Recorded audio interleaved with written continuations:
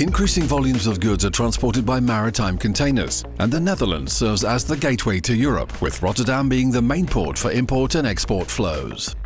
Inland container navigation is one of the cornerstones for the transportation of containers to the hinterland, offering numerous advantages. Inland navigation can handle large volumes. The waterways still have more than sufficient capacity and no congestion. Inland navigation can be used flexibly in synchromodal chains together with road and rail transport. CO2 emissions per container transported over waterways are considerably lower than for road transport. Inland terminals are handy temporary storage locations for loaded and empty containers, and inland navigation saves costs. In the past, the inland container navigation sector introduced lanes. A lane is a link between the terminal in the hinterland and the seaport. Vessels regularly sail up and down this lane. This is a logical development. An inland terminal is only built when sufficient containers need to be regularly transported. Major importers or exporters have such volumes. However, a lane no longer meets the requirements of today's dynamic world. The demand for container transport to numerous inland destinations fluctuates daily. Large seagoing vessels arrive at the seaport at varying times, and there's an imbalance between the volumes imported and exported. There's also a demand for continental transport and for small irregular volumes to be transported by inland vessels by means of bundling with the maritime container flows. Time to take the next step.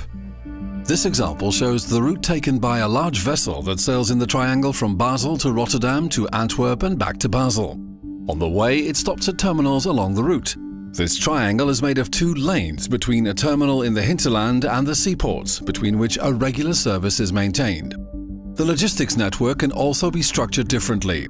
Cutting the lanes into spokes and interconnecting them by a hub creates a hub-and-spoke network. Here, the terminal in Nijmegen serves as the hub. The vessel from Basel calls at terminals along its route. In Nijmegen, the vessel unloads the containers for destination other than Rotterdam and loads new containers with destination Rotterdam. In Rotterdam, it unloads all its containers and loads containers for various different destinations on the return trip. In Nijmegen, the vessel is unloaded and loaded again. It now carries containers for the terminals along the route to Basel, its final destination. Vessels frequently sail up and down the spoke. On the outbound trip, every vessel carries cargo for a variety of destinations. In the Nijmegen hub, the cargo is transshipped and sorted for the various destinations. The hub only assigns containers for destinations that the vessel will call at during the return trip, in this case Antwerp, Den Bosch, Venray and Hengelo.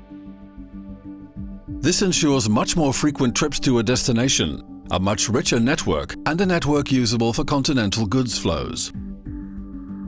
The consultancy bureaus UpOvo and Pantea investigated the opportunities for employing such a logistics concept. De eerste zorg zijn de overslagkosten. Worden niet te hoog voor de totale transportketen. We hebben daar gerekend en dat blijkt niet zo te zijn. De vaarkosten worden dermate lager dat kan compenseren tegen die hogere overslagkosten. De tweede is de afhankelijkheid die 2 partijen dan aan elkaar hebben. Je moet heel erg open naar elkaar zijn en veel informatie wisselen. En dat vergt een grote mate van vertrouwen in elkaar. De analyse toont aan dat de extra overslagkosten ruimschoots gecompenseerd worden door besparing op de vaarkosten en een hogere betrouwbaarheid van de omloop.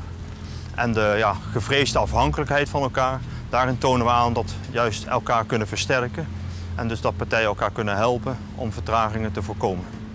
De positie van Nederland en de Nederlandse havens in het achterland wordt hiermee een stuk beter.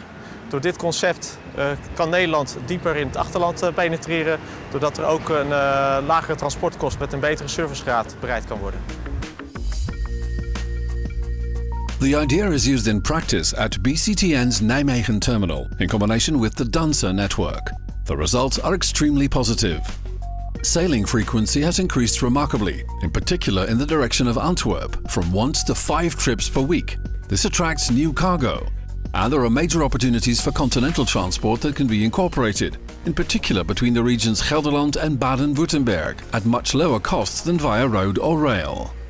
Onze ervaringen met hub en spook zijn zeer positief. Het was een hele uitdaging, maar de samenwerking met Danser Groep en BCTN gaat uitmuntend. En de klanten zijn er zeer tevreden mee.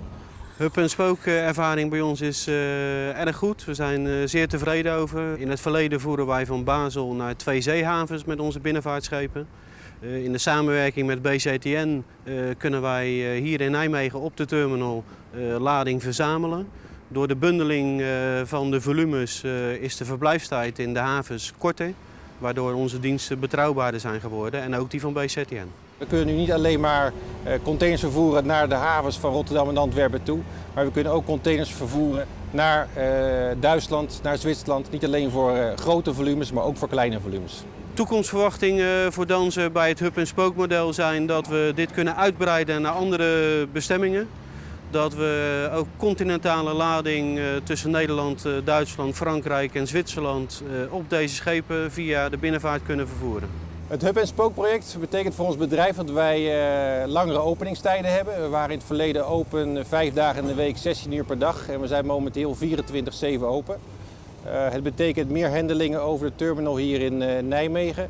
En dat betekent ook dat wij vertrouwen hebben in de toekomst, in de uitbreiding van deze terminal. We zijn namelijk momenteel bezig om de capaciteit van deze terminal te verdubbelen. A hub-and-spoke structure gives a major boost to the quality of the logistics network. Firstly, it creates a much more extensive origin-destination matrix, which is also attractive for continental freight flows.